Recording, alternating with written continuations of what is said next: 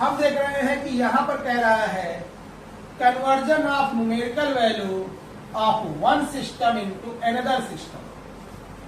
System तो हमने last video अगर आप देखेंगे तो हमने सिस्टम ऑफ यूनिट्स पढ़ा हुआ था कि 3 सिस्टम होते हैं, FPS फुट पाउंड सेकेंड, जिसमें हम लंबाई को फुट में, मास को पाउंड में और समय को सेकेंड में नाप रहे थे।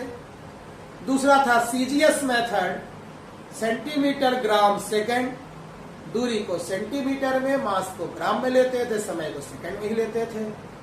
तीसरा कह रहा था MKS सिस्टम, MKS मतलब मीटर किलोग्राम सेकेंड, तो कह रहा है एक को हम मतलब दूरी को हम लेते थे मीटर में, मास को लेते थे किलोग्राम में और सेकेंड समय ही लेते ही थे।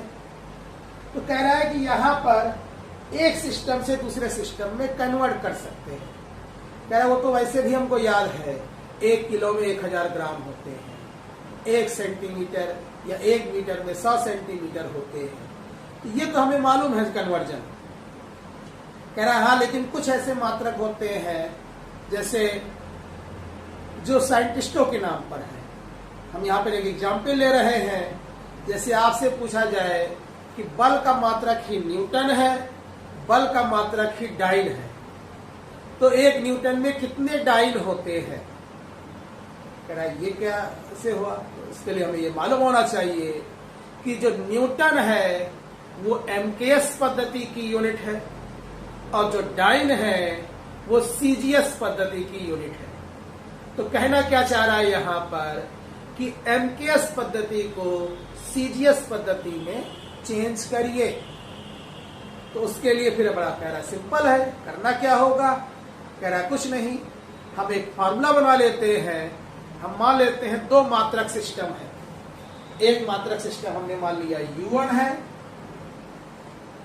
एक मात्रक सिस्टम मान लिया U2 है, ठीक है।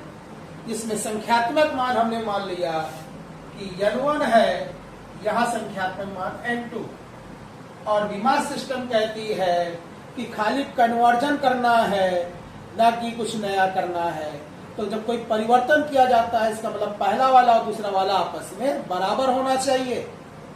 अब अगर ऐसा है तो यहाँ पर ये मात्रक है U1 U2, तो मूल मात्रकों में इसको रिप्रेजेंट कर देते हैं। मान लेते हैं कि इधर वाला M1 L1 T1 हो गया, उधर वाला मान लिया M2 L2 T2 हो गया। तो इसको हम क्या लिख सकते हैं, N1 ये हो जाएगा M1 की पावर A, L1 की पावर B, T1 की पावर C। हमने ले लिया। देखो यहाँ M1 M2 M3। उसी तरीके से कह रहा है उधर जाएंगे तो उधर भी हमने क्या मान लिया, M2 पावर A ही ले लिया, L2 पावर B ले लिया, T2 की पावर C ले लिया। क्योंकि हमें तो कोई कन्वर्जन करना है, कुछ चेक थोड़े करना है। तो कन्वर्जन अगर करना है तो हमने कहा कि दोनों की घात के अकॉर्डिंग करते हैं। तो कहा कि ये मालूम है, ये निकालना है, N2 निकालना है, N1 अगर हमें मालूम है तो हो जाएगा N1 into M1 upon M2 की power A, L1 upon L2 की power B, T1 upon T2 की पावर C। ये हमारा फार्मूला बन रहा है। कह रहा है ये फार्मूला है, इसका यूज कहां पर है, कोई एक उपयोग करके निकालते हैं। तो चलिए उपयोग की बात करते हैं। हम इसको हटाते हैं। यहां पर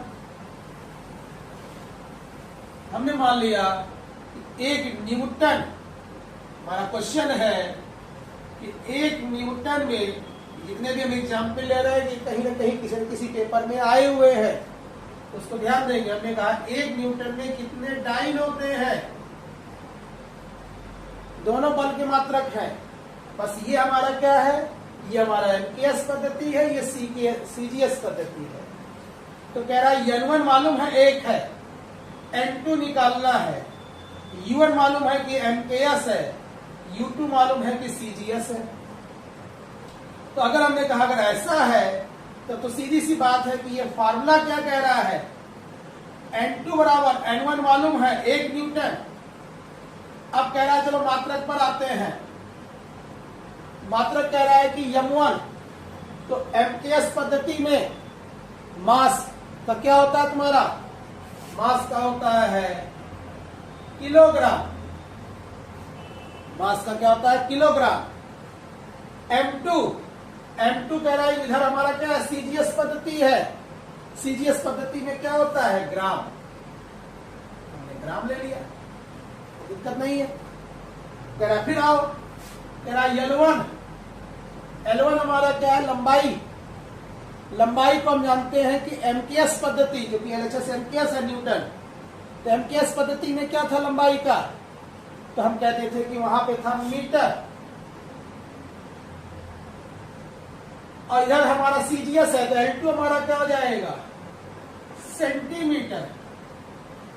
टाइम कह रहा है MKS हो या CGS हो, दोनों में सेकंड ही होता है, तो कह रहा है कोई बात नहीं, फिर S अपान S। अब देखें N2 कितना आ रहा है, तो हमने कहा चलो इसको किलोग्राम को ग्राम में चेंज करो।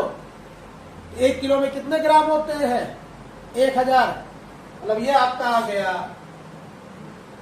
10 पावर 3 अपान 1। 1 मीटर में कितने सेंटीमीटर 100, 10 पावर 2 अपान 1, यहां तो 1 अपान 1 आया ही।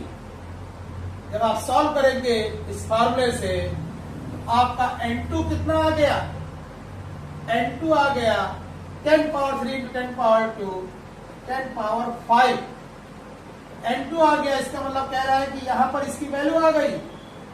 1 न्यूटन में कितने डाइन, कह रहा है 1 न्यूटन में 10 पावर 5 डाइन होते हैं। यह हमारा रिजल्ट आ गया। कह रहा है ये भी एक विमा की मदद से हम क्या निकाल सकते हैं, यूनिट का कन्वर्जन कर सकते हैं। ऐसे बहुत से इसके उपयोग हैं, जो कुछ उपयोगों की चर्चा हम यहाँ पे कर चुके हैं, कुछ की अभी हम आगे और भी न्यूमेरिकल जब कराएंगे उसमें इसकी चर्चा करेंगे। ठीक है, ये आपकी सीरीज चलती रहेगी। आपके जो भी पॉलिटेक्निक के या 11th के स्टूडेंट्स हैं उनके लिए बहुत ही इंपॉर्टेंट यूनिट्स है, पहली यूनिट, और बहुत ही इजी यूनिट्स है। तो आप इससे पढ़ते रहें और लगातार कुछ न कुछ नए वीडियोज आपको मिलते रहेंगे। नोट्स मैंने बताई थी कि आपकी डिस्क्रिप्शन में एक टेलीग्राम लिंक है, एक व्हाट्सएप लिंक, चैनल लिंक है, उससे आप जुड़ जाएंगे तो आपको वहां पर नोट्स उपलब्ध है। ठीक है, तो मिलते हैं फिर अगले वीडियो में कुछ नए टॉपिक के साथ। धन्यवाद।